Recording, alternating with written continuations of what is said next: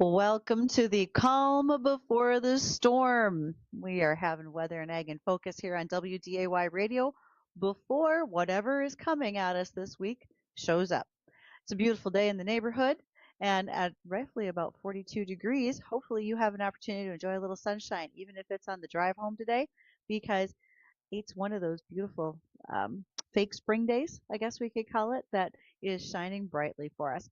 So, yes, we are looking at some temperatures right now that are really quite nice. We get an opportunity to dive into those 40s. And tomorrow, we're looking at highs in the upper 30s, but that mixed chance of rain and snow coming in. Now, it really appears there's a decent sized chance for a 3 to 8 inch snow event taking place, but likely to the north of us. Most of the county cutoffs that I'm seeing are Trail and Steele County for most of that. So it's highly likely that there are areas in that watch that could even get up to a foot of fresh snow. But there's some variables about where the track of the storm might be and what we could all get out of it. As we get closer to the Fargo-Moorhead area, this is just my interpretation, folks, it looks like with that temperature in the upper 30s, we'll get some rain before we were to dive into some overnight temperatures of like 18 degrees. Well, if we do that, ice is sure to follow, as we all know. Wednesday gives us a good chance of snow, probably about that 70%. And then Thursday, with the snow will taper off, we will see some temperatures getting closer to the upper 20s. But that doesn't mean that whatever was left behind as a mess is going to clean up real quickly. So we're going to see where that lands. But snow is coming, at least depending on where you are. It looks like a lot of that's moving further to the north, which I think is thankful. As I, for one, if I have to drive through South Dakota, and especially to go through Summit, I'd be okay if there was no snow anywhere near it. We all know what a challenge the weather conditions are due to elevation changes near Summit, South Dakota. But meanwhile, that's our outlook for today. Our weather is brought to us by Progressive Ag Risk Management Specialist. Happy to be here. Thank you for joining me. I'm Ag Director Bridgette Readel, in case you're new today. And there's lots of great things that happen that you can be a part of during our next hour. You can reach me on the JLA Insurance phone line. You can reach out with whether you see road conditions. Is there an accident to report? Do you have questions about any ag related headlines you saw over the weekend or things that I'll be talking about here within the hour? Be more than happy to try to answer those for you. That JLA Insurance phone number is 701-293-9000. And JLA Insurance, well, that's Nate Thorsrud. He's a farmer, just like you. And he realizes that there are some big changes for crop insurance 2026. Higher premium subsidies, more coverage options, and some stronger benefits. If you're looking for a resource to talk to, you're going to want to reach out to Nate at JLA Insurance in order to get that business taken care of. Many of you might be watching today on our Lighthouse Commodities live stream. Lighthouse Commodities ensures that you can watch us on Acres TV, Facebook, and YouTube. You can see what's going on as we visit with guests, share the weather and headlines every single day in this hour. And I will keep an eye on my email inbox as well. That is powered by Superior Grain Equipment, because if you want to protect your farm's future, you should do it with Superior Grain Storage, Drying, and Handling Solutions at superiorbins.com. But if you'd like to send me an email, it's pretty easy, ag@flagfamily.com. Keep an eye out to answer those questions. I do enjoy it when you send me homework because it gives me something new to research and to think about, and always leads to a thoughtful and eventful conversation. Glad to have you here. Later this week, I'll be welcoming another one of our Cass County Farm Bureau Weather and Ag Assistant Ag Directors. We'll be joined by Haley McLeod. She's originally from that Enderlin area, and Haley's going to join us as we talk to guests, which will be joined by the folks from the Central Cass Career and Career Innovation Center. Sorry, I had to think about what all those initials stood for. So that'll be the Central Cass. Their instructors, Hannah Gress. Hannah's going to take us on a visual tour of what's happening out at Central Cass. And these are going to be careers that are all related to agriculture and what they're teaching students in the 7 to 12th grade levels right now. So if you have an opportunity to watch that show in particular on the Lighthouse Commodities live stream on Thursday, I think you'll enjoy it. You'll get a tour of a local high school, but then also, again, our Cass County Farm Bureau intern will be joining us. Cass County Farm Bureau does a phenomenal job of helping to share ag education in this region. In fact, they're big sponsors of what goes on out at Red River Valley Fairgrounds with the Ag Center. One of their pillars is of education, and they certainly rise and shine to that event every single time we need them. So thanks to Cass County Farm Bureau. So there's some upcoming items that I think are important for you to note. First of all, next week, not surprisingly, I'll be on the road. Next week is the Commodity Classic. It is the largest indoor farm show in the United States, and this year it is being held in San Antonio, Texas. That'll be Wednesday through Friday, so that is February 25th to the 27th. I'll be in San Antonio reporting from what's going on at that live trade show. I'll be there and spending quite a bit of time in the AGCO booth. AGCO is the parent company for brands like Fendt, Gleaner, and Massey Ferguson. On Wednesday of next week, when I'm there, they're actually unveiling a new tractor. And it is actually in the Fendt lineup. They will be showing us smart farming solutions and some farmer-focused outcomes as well. There will be some highlights and even on the Massey product line as well. So I'm looking forward to visiting with folks in that booth. It'll also give me the opportunity to visit with a number of other places. North Dakota and Minnesota are always well represented at this event because the national corn and soybean growers host their annual meetings. Sorghum growers as well, but let's face it, sorghum growers are probably a pretty minute amount of folks here in this region. But we have the National Soybean and Corn Associations hosting their annual meetings. They're conducting business throughout those 3 days. The trade show is just one aspect of what happens at Commodity Classic. Some would call it a big social event.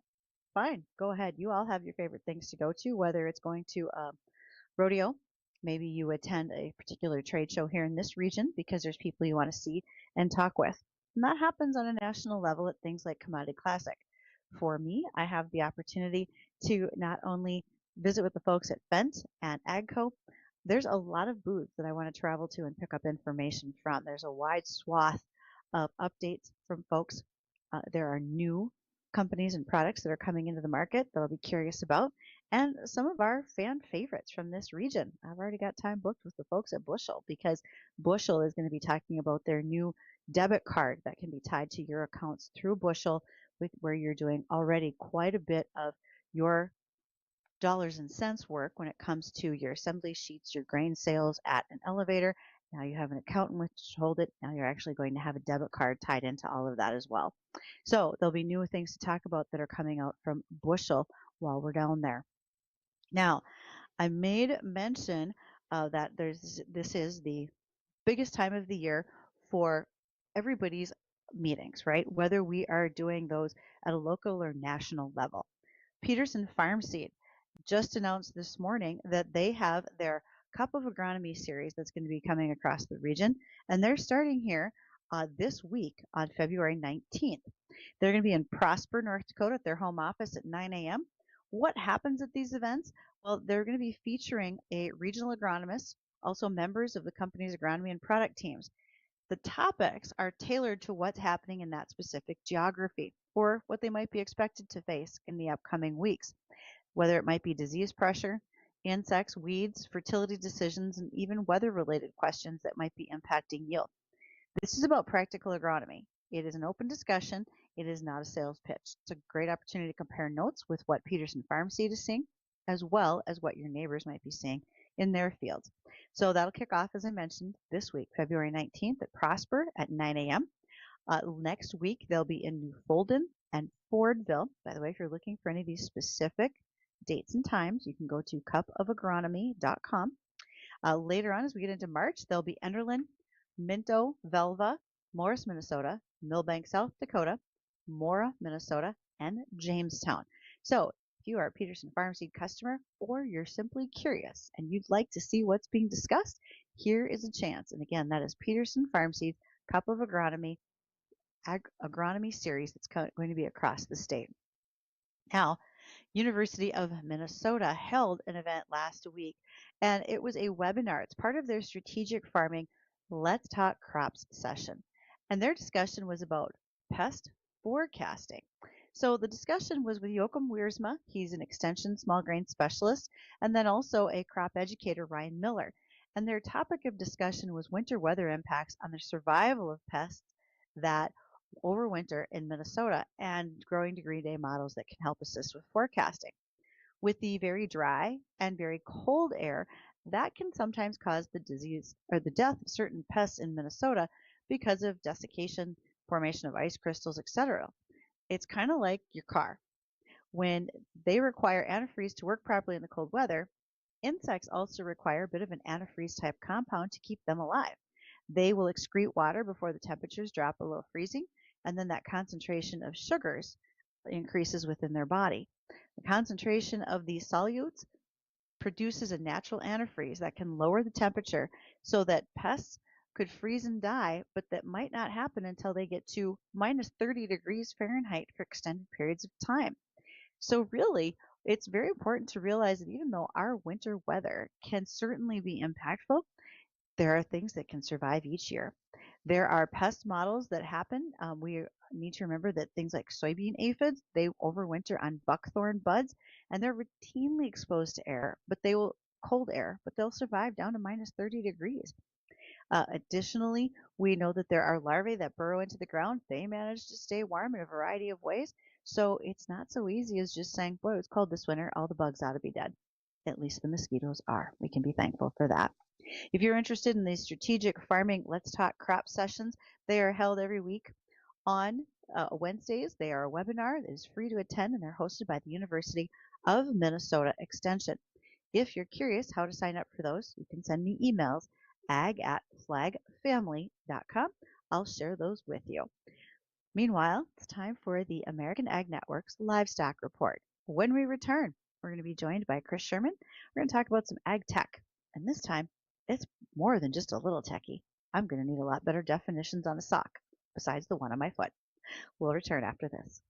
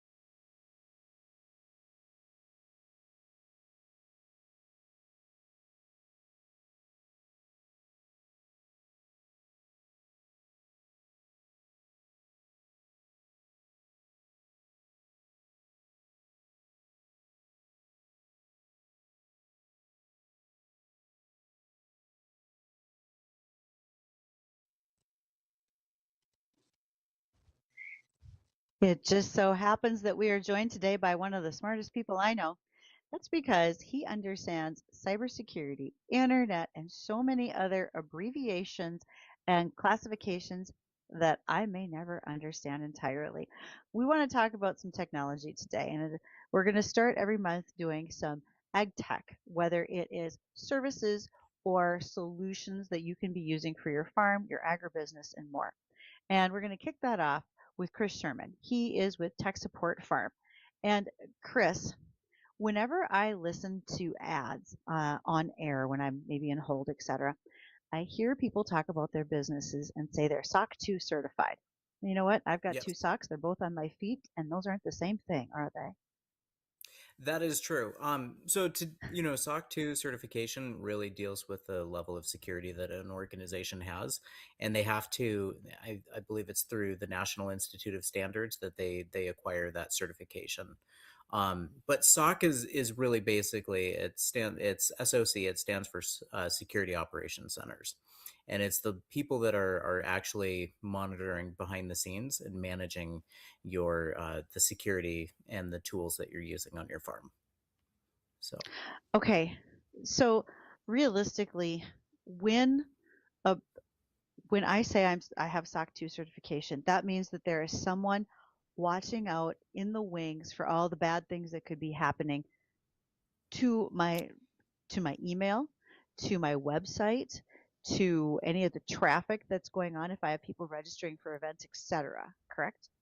So a lot of times though your SOC team uses the tools that are inside of your ecosystem. So for instance, they'll monitor your endpoint detection and response. They'll do your managed detection and response, and basically tools that cybersecurity tools that you have in place.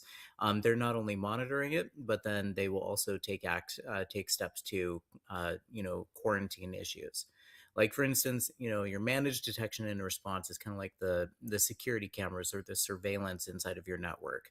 It watches the traffic on your farm's Wi-Fi. It watches the computer traffic, that sort of thing. Endpoint detection and response is the kind of the same concept, only it's for actual computers. But the SOC team's Hmm. job is like if they see something happen, they're the ones that immediately jump in, 24/7. They're ready to go. So, like last week, we had a client who clicked on a link and it downloaded a piece of software that allowed a hacker to actually get in to their network. Oh, It was a remote management tool.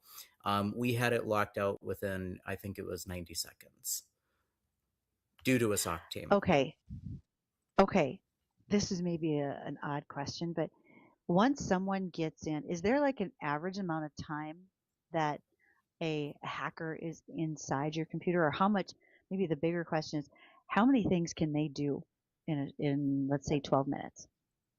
So the scary part is that a piece of spyware will sit inside of your network for anywhere from 60 to 90 days. That's just sitting there Hmm. monitoring what's happening inside of your network. They're looking at what devices are in there and what they can actually go after. But what's scary about the tool that was downloaded last week is that it was an actual tool that allowed them to get into the computer and then take over the entire device. So they literally could have locked them out, and they could, they, for all intents and purposes, could have stolen anything. It was their device for about 90 seconds before we got them.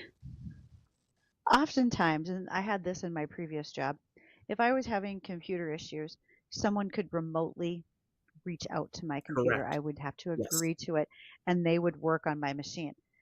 Yes. Never do that without having verified who's that person on the other 100%. end, right? Yes. Yes. If somebody contacts you and says they're from Microsoft and they need to get into your computer, absolutely not. That is a major issue, and that was exactly the piece of software that we saw last week. And the problem is that you think about the tools that you use to get into vehicles, unlock your vehicle if you're locked out, kind of like what the locksmith has. That's exactly Hmm. what like RMM or remote monitoring management is. It's a very legitimate tool, and companies around the world, security companies use it all the time. But when it falls into the hands of other people, it becomes a malicious tool. You know, last week, you and I traded some messages because there was Dickinson Public School was scammed for like $4.8 million. It was a phishing Yes. scheme or spoofing scheme, etc. And I reposted that information, and I had several farmers say, I don't see how this could happen. How could someone pay a couple of vendor bills that large and not realize they were fake? Chris, you've seen this on Because farms and in agribusinesses. How does it yes, happen? yes. We see this because a lot of times it's legitimate bills. It's legitimate vendors. And so they're already in your network. They're already sitting there watching, and they already know who you pay month to month. And so they send the Mhm. invoice ahead of time, and they're looking for you to pay their invoice and not the actual legitimate vendor. They've stolen their logos, their email formats, everything, so it looks completely legitimate, and they just go ahead and they just put it in there. And most people, believe it or not, they'll fall for it really, really quickly.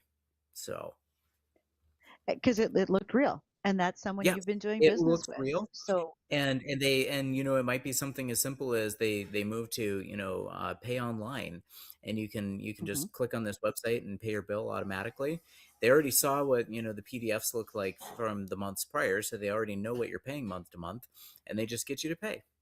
It happens incredibly frequently.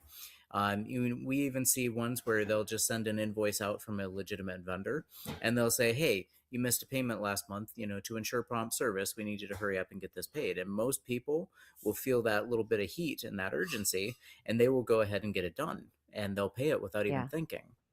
And this is what's so critical about agriculture and understanding this, is that it really is boiling down to the idea of the timing and sense of urgency. So when it's planting or when it's harvest or we're busy calving or whatever the case is, whatever season we're in, you might get that pressure and feel that pressure from somebody online to hurry up and pay a bill. I would take a minute and just pause. Don't always just go rush off to take care of that bill. It might warrant double checking.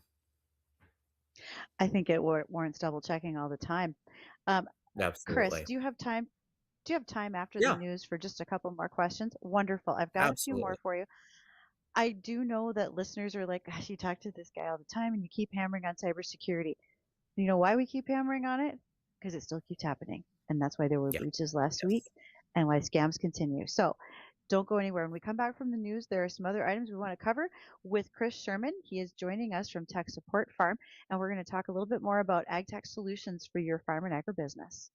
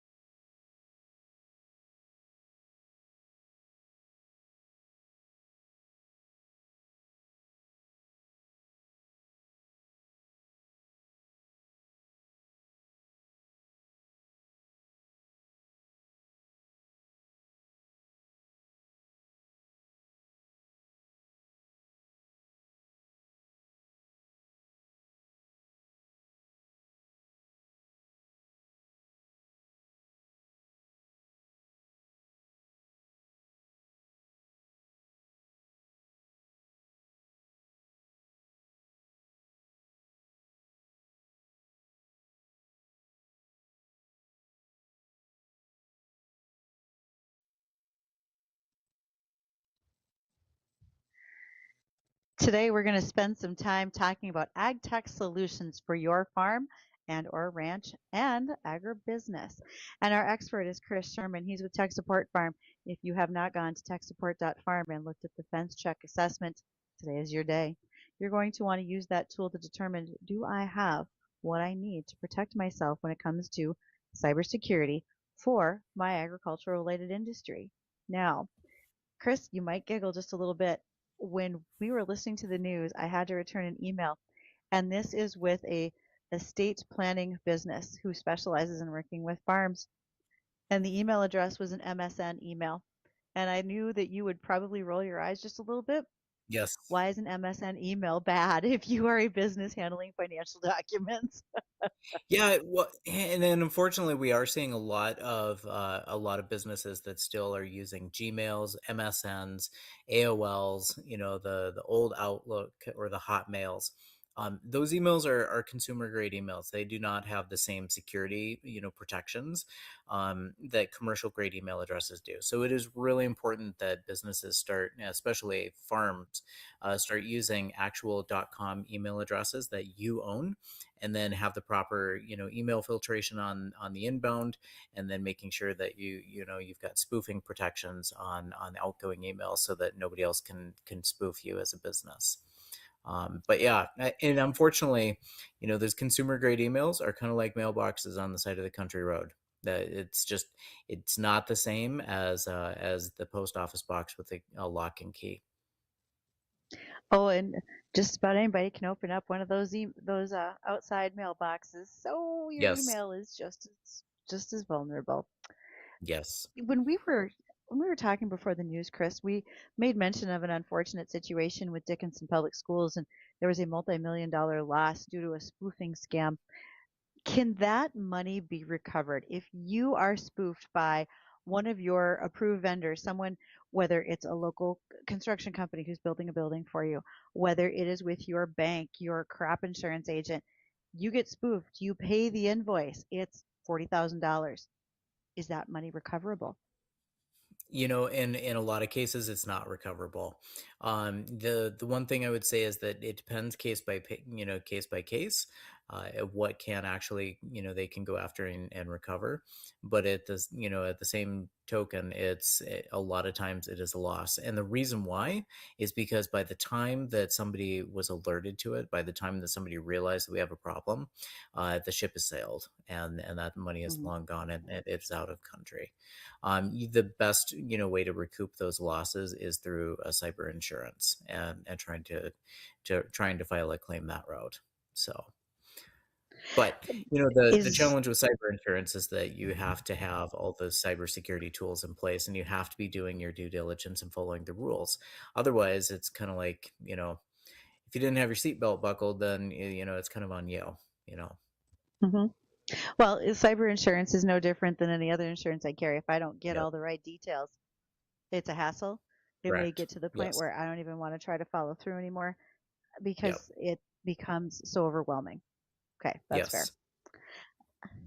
Chris, everybody in agriculture talks in their own special language. When I say AI, I now have to specify if it's an artificial intelligence, an artificial insemination, or an active Yes. ingredient in a pesticide. Okay, so Yep. I got to keep things straight. But when I hear some of the acronyms that are used in cybersecurity, two of them are EDRs and MDRs. What does that Correct. mean?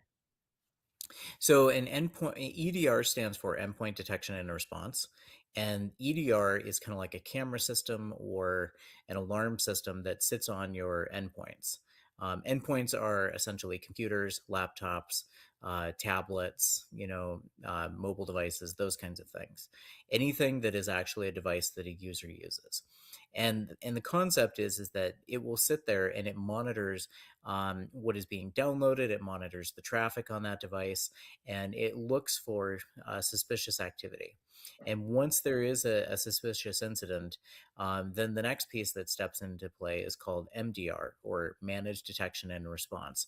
MDR is organization wide. It sits on the network, and it basically is the first responders and kind of like the security guards for the entire organization. MDR is usually administered by what's called a SOC, or a Security Operations Center, and they use AI and they use human intelligence. It's a 24-hour managed thing. So if you have a SOC that is protecting your farm, and all of our clients do, Hmm. basically what ends up happening is if we see any suspicious activity, they're the first ones to quarantine the device, and they basically take it offline, and then they notify us. So as soon as the EDR or the alarm goes off, the Hmm. MDR is the one that jumps into action, and that is being Okay. administered by the SOC. Okay, got it. That makes a lot more sense because like that EDR, that endpoint, that's the victim, that's the patient. Correct. As you Yep. said, you now have that MDR, which is jumping in as like your paramedic, and that's then followed by the SOC, which is essentially your Yes. emergency room where you're triaging. Yes. Okay, we're talking in language I can get. This is Or actually or working out we really we well. instead of doing medical so much, I would think about it like law enforcement, right? Okay. Your MDR is kind of like the security guards for the building. Your Okay. EDR is the alarms, and then your SOC is the response team that comes in, the law enforcement, your local police, your sheriff's office. I'm really glad that we probably moved it away from me calling my endpoint, my laptop, a victim because Yes, sorry, I yes, ask a lot yeah. of you that you can't actually I do. got news for you. There are some laptops that are victims of their users, Well, and I do you feel know, bad for them. you've seen some in the corner of the office shop that's Yes, pretty yes, dusty, dirty. yep, It's just used for looking up parts, yep, and it's not in good 100%. shape. But you know what? Those are also a lot of times the victim, the culprit, right? Those are the ones that, that somebody clicks on a bad link, and we download spyware onto our network, and we don't even realize it. So things like EDR would catch that, right? EDR Hmm. is going to be the first line of defense to catch those kinds of things. And a lot of times we have antivirus, software built into our EDRs. It really is the foundational piece of a good, strong cybersecurity stack. Chris, I heard you say artificial intelligence. Notice I picked which Yep. AI we're talking about. Okay, so Yes. artificial intelligence, you mentioned that human and AI are monitoring what's happening to look for cybersecurity attacks. AI is good and bad for cybersecurity. Um, do you feel like it's more of a positive than a negative? That it's more of a positive in prevention than the negative of trying to do like those brute force attacks, trying to knock into other people's computer systems? I think that, unfortunately, I think that AI is simply a means of us in increasing the volume of which we get things done, right? So, Okay. artificial intelligence can be used to streamline and improve cyber attacks, and we've seen that, right? We've Hmm. removed the human element out of it, but at the same time, we can also use AI as a means to analyze the logs and keep an eye on traffic, and it is a lot more efficient and a lot more accurate than a human being. And so, as it's watching for those things, it will alert humans to the problems that it sees, or the anomalies that it's picking out, the incidents that stand out. And then, that's when your human element of the SOC team jumps in and says, yes, this makes sense, no, this doesn't, we need to contact somebody and shut it down, or whatever. So I think it works kind of hand in hand. um, I am a little concerned at just the creativity of how we use AI and how it's being used for malicious intents. But at the same time, I also see really a lot of the positive that comes out of it.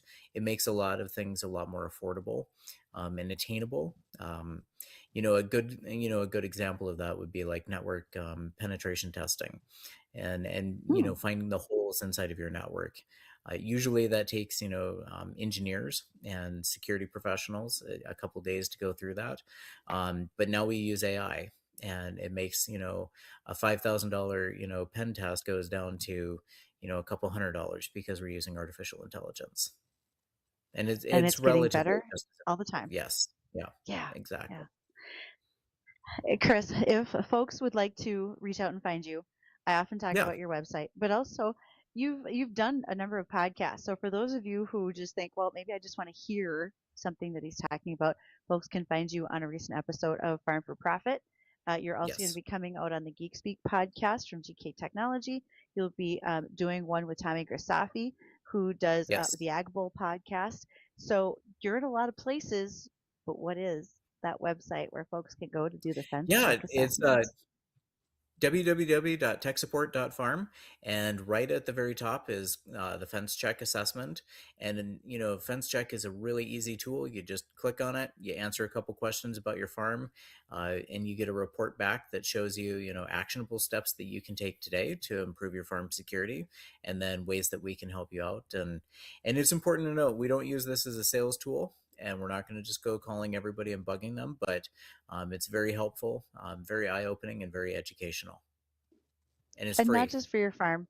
It's free, absolutely. And I think Yes. about this for agribusinesses. If you are selling seed, if you have a drone spraying service, if you have any type of transactional business where you would be exchanging information that can relate to finances or personal information, this is probably a good place to go do that fence check assessment and learn more from you, Chris. Correct? Absolutely. Wonderful. Thanks for joining us today, folks. When we return, I get to play weather person, and try to share with you what I think is going to happen for the coming week, as well as guests and a few headlines.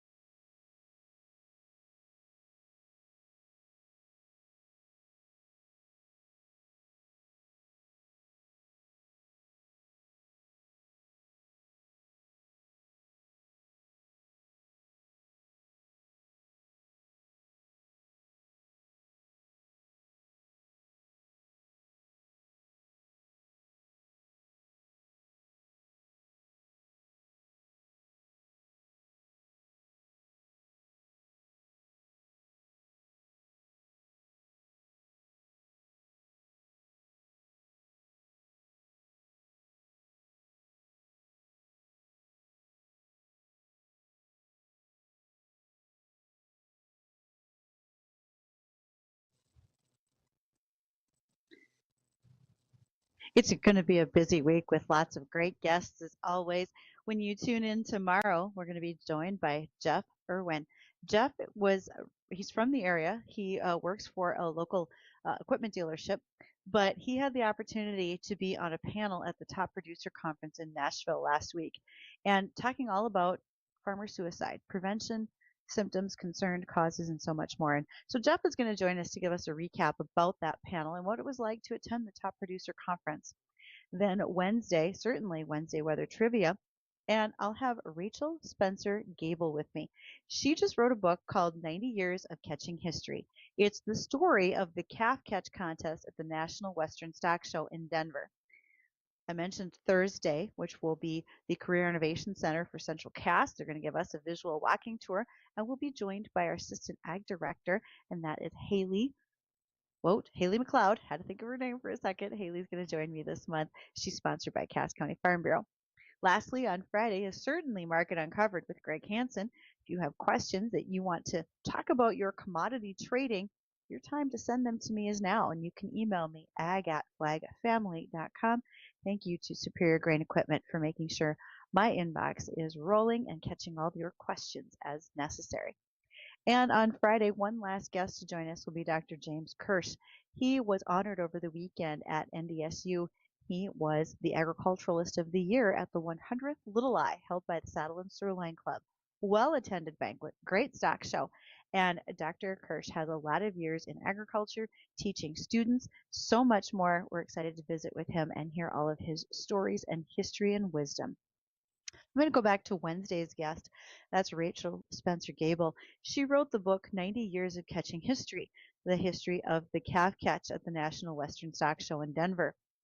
Now, for those of you who don't know what a calf catch is, and believe me, I didn't either. About 3 years ago, I happened to be at Commodity Classic in Houston and was invited to attend the Houston Stock Show. It is the largest, longest running stock show rodeo that goes on. So this is like a 3-week run in February. That's a lot of days, a lot of afternoon and evening performances. Quite a bit happens. And they have the calf catch too, which is going to be a great description for us to share as to how this thing works. I think I might still have some video of the calf catch. But in a nutshell, you're talking about probably 30 high school kids standing in the rodeo arena. And their job is when calves are released, and they're smaller calves, maybe, they're still probably a couple 100 pounds, are released, you got to catch your calf, get a halter on it, and drag it back to where the judges are at. Those who catch calves win scholarship money or dollars to use towards purchasing their own animals for their own herds, flocks, etc. Now, you may have 30 students in the arena, but there's only 15 calves released. So there's a lot of elbowing to try to make sure that you're one who catches, because again, there is a monetary reward at the end, and it is exciting.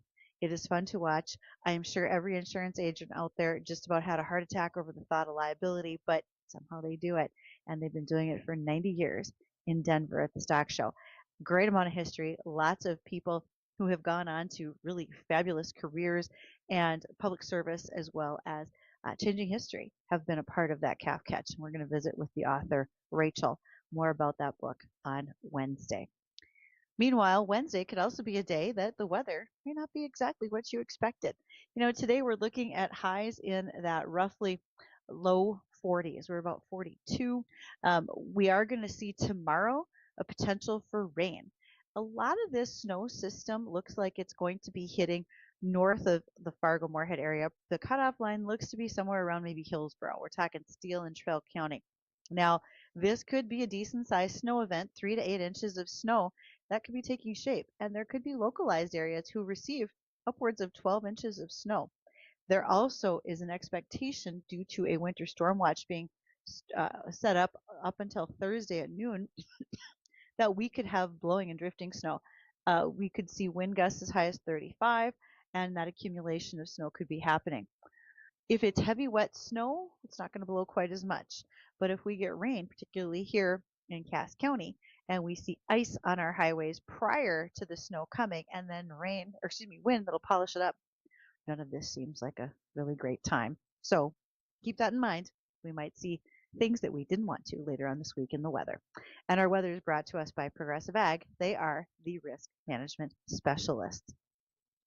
Headlines today. So, what are the things that people are talking about? Well, one of them is that G.T. Thompson, who is the head of House Agriculture, he's the chair of the committee, he has brought a summary out of what could look like, called the Farm Bill 2.0. It is essentially some add-on items that were not covered in the One Big Beautiful Bill. What this could in fact do is tidy up some of the things that were not finished early on. Really, by doing this, if you want to call it the Farm Bill 2.0, whatever you want to call it, this Committee on Agriculture's release says that what it's really going to do is be about 80% policy, 20% spending, because we know that the bridge payments are coming out any day now here at the end of February, but discussion points on something like E15 weren't handled in the One Big Beautiful Bill. So we're going to need to see where that falls. We really want to see focusing on strengthening risk management, improving market access, and then also modernizing some ag programs. The areas that will be focused on for this additional Farm Bill 2.0, if you will, look to be areas such as commodities, because producers are facing significant income volatility due to unpredictable commodity prices, weather, and market disruptions. There will also be some language in there about conservation, because they want to protect and enhance working lands conservation programs like EQIP, as well as CSP. For those of you who farm, those are programs that you are well aware of. They also want to improve the program administration for regional conservation partnership programs, as well as the technical service provider program. Next, trade will be covered, because they want to talk about transfers of authority for the Food and Peace Act to USDA, also addressing trade barriers and infrastructure deficits. Then nutrition is going to continue to be a focus. One of the reasons, making a more sustainable connection between health and nutrition programs. Also, USDA wants to see more of a direct connection from farms to schools and other nutrition programs that are administered by USDA. There will be a discussion on credit, because the nation's borrowers often borrow more than a single growing season, than most Americans will borrow over a lifetime. And with interest rate changes, are these financing options still viable and attainable for growers? They're going to be reviewed. Rural development, research extension, and other related matters. So there's a lot going on in that potential 2.0. Last week, you heard me talk just a little bit about lamb. Approximately 300 million pounds of lamb are sold every year in the U.S., and we have lamb imports from Australia and New Zealand that now represent more than half the total lamb supplies. Many folks will say, even though I hear you mention, Bridgette, that lamb is high in protein, it has a tremendous flavor profile, it's not easy to find. I'm not going to see it at my grocery store. It's an ask situation. You're going to want to talk to the folks behind the counter at the meat department and find out what it would take to get some lamb. Also, you have a lot of local butcher shops who are purveyors of lamb. They'd be happy to meet your needs. Join me tomorrow for Weather and Ag in Focus. More to talk about. Lots of good headlines, questions, and weather. But stay tuned right now for the Jay Thomas Show. Who's up next?